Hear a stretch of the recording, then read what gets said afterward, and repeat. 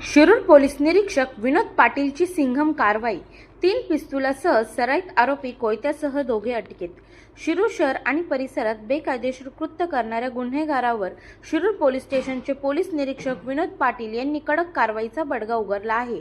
शिरूर पोलिसांच्या गुन्हे शोधक पथकाने धडाकेबाज कामगिरी करत अवैध गावठी पिस्तूल बाळगणाऱ्या 2 सराईत गुन्हेगारांच्या मुसक्या आवळल्या आहेत। या धडक कारवाईत पोलिसांनी आरोपीकडून एकूण 3 गावठी बनावटी पिस्तुले आणि 4 जिवंत काडतुसे असा एकूण 1,24,000 रुपये किमतीचा मुद्देमाल जप्त केला आहे। या प्रकरणी विजय उर्फ कोयता गोविंद शेंडगे वय 31 राहणार अहमदाबाद आणि बापू कोंडिबा पारखे या दोघांना अटक करण्यात आली आहे।